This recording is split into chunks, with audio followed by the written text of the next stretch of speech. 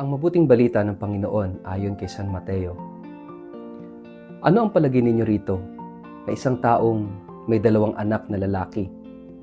Lumapit siya sa nakatatanda at sinabi, "Anak, pumunta ka ngayon sa ubasan at magtrabaho ka roon."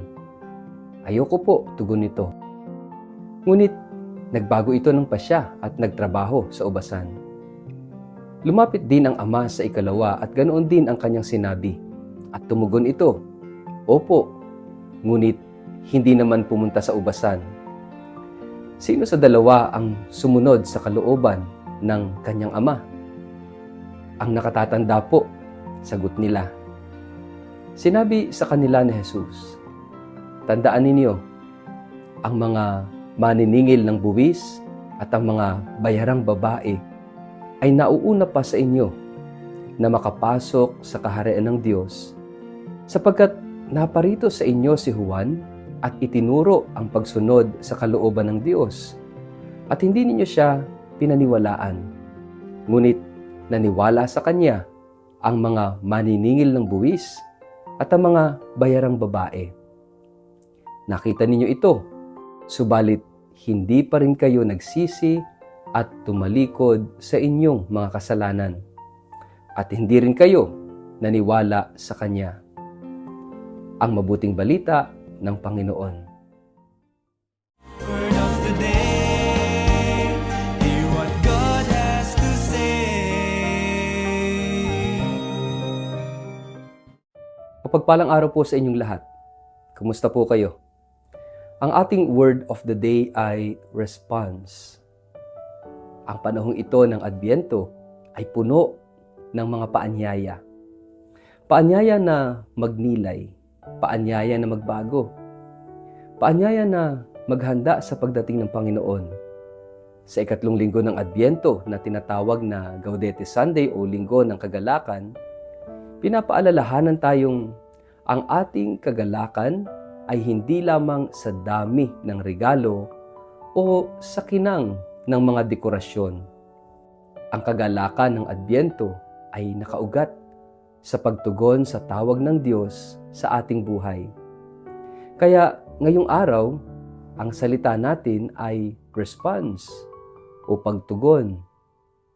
Sa Ebanghelyo ngayon, ikinuwento ni Jesus ang talinghaga tungkol sa 2 anak na inutusan ng kanilang ama na magtrabaho sa ubasan.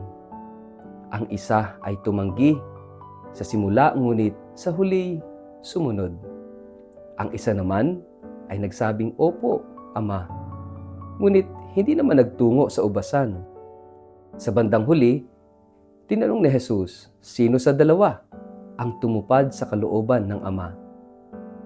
Alam nating lahat ang sagot, ang unang anak.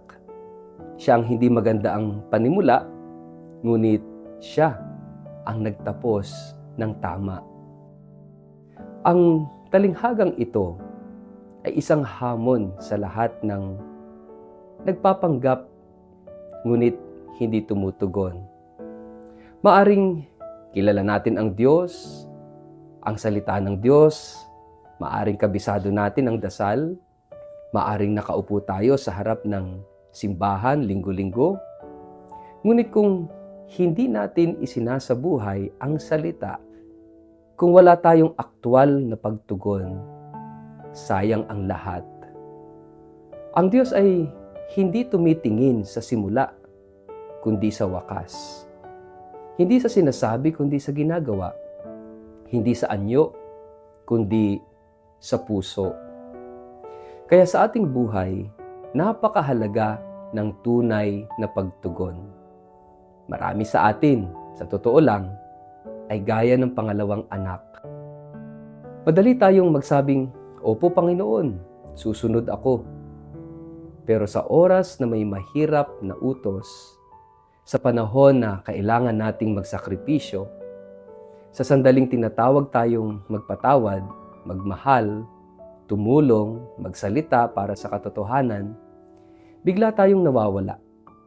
Madalas, ang pagsunod natin ay hanggang salita lang. Ngunit ang unang anak ay larawan ng maraming makasalanan na sa simula ay nagkamali, ngunit sa huli tumugon sa biyaya ng Diyos.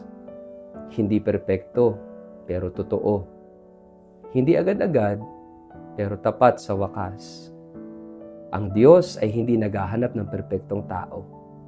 Ang hinahanap niya ay handang magbago, handang tumugon, sapagkat ang pagsunod ay laging may espasyo para sa pagkakamali at pagbabalik loob. Ang mahalaga ay huwag tayong manatiling sarado, kundi maging bukas sa paanyaya ng Diyos sa bawat araw na dumarating sa buhay natin. Ang Adbyento ay isang paanyaya sa ating lahat na suriin kung paanong tayo ay tumutugon. May mga bahagi ba ng buhay natin na pinipilit nating kontrolin pa rin? May mga sugo ba ng Diyos na tinatanggihan natin? Mga taong nagpapaalala? Mga karanasang nagtuturo? Mga pagkakataong sana'y naging daan ng pagbabalik loob natin? Huwag tayong matakot na amining minsan tayong tumanggi basta't handa tayong tumugon ngayon. Ang awa ng Diyos ay hindi humihinto. Ang kanyang panawagan ay laging sariwa. Ang kanyang pagmamahal ay naghihintay palagi.